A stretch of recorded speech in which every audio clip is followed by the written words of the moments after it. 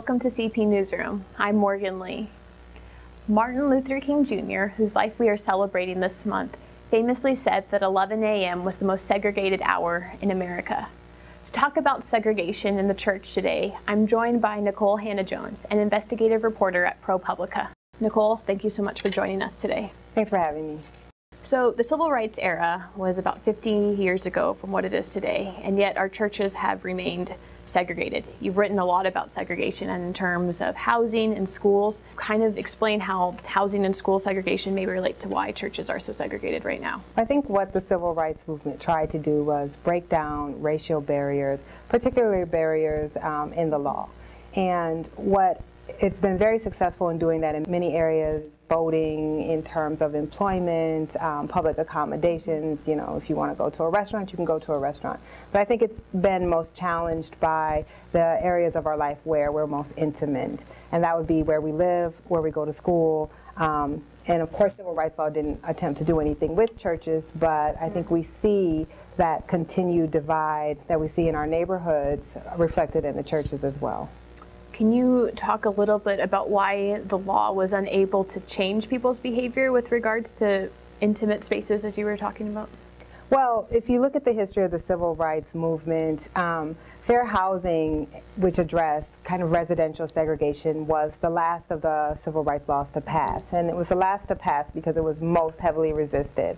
I think people were willing to support laws that would end segregation and racial discrimination in more public areas. But when it came to who they were going to live next door to, both progressive and liberals alike conservatives and liberals alike were really opposed to this kind of integration. And so you didn't see a lot of enforcement of fair housing law. It was really supposed to work to break down this segregation and to bring integration to largely white areas.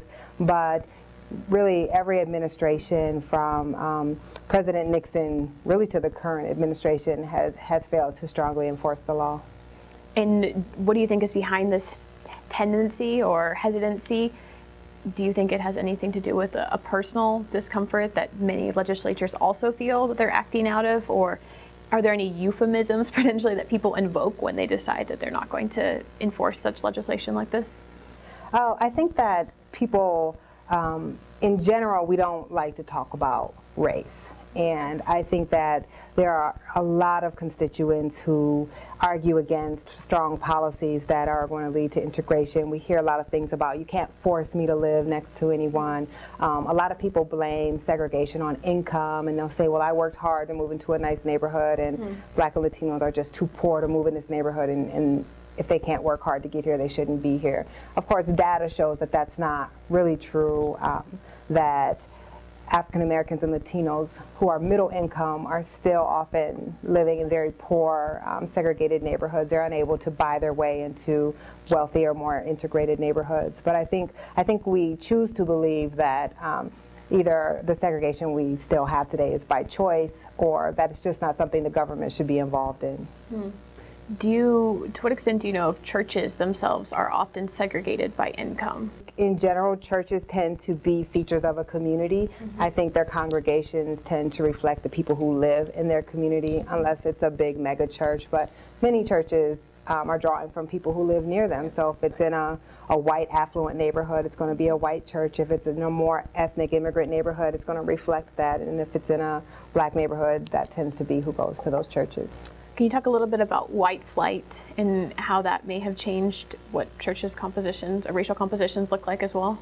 Certainly. So you saw a lot of flight from cities really beginning in the late 60s as the civil rights laws were being passed, and there began to be some fear among different white groups that there was going to be enforcement of the law. A lot of people really began to leave the cities, and what that left behind were very kind of Black and Latino inner cities and a ring of suburbs that were largely white, and to some degree Asian as well. And so what that meant was churches, I can look at my own neighborhood. I live in New York, I live in Brooklyn in a neighborhood called Bed-Stuy that is nearly all Black. And you have all of these old churches, big Catholic churches that at one time had entirely white congregations.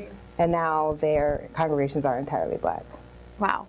And so there was a complete reversal. And I would even say that shows you just a testament that the church actually survived. In some instances, these churches, are now turned into different types of buildings or no longer are houses of worship for people because they did not make it out of that era when their congregations all departed. Yeah, and I think you've seen that churches have been able to adapt in some ways. I know the Catholic Church has a presence in a lot of these minority neighborhoods, and as their congregations changed, they didn't just pack up their things and move on. They adapted to serve the population that was there. Well, thank you so much for coming in and just enlightening us about all these different, I would say, like the larger socio-political context behind what our churches look like. Thank you for having me. For CP Newsroom, I'm Morgan Lee. Thanks for joining us, and we'll see you next time.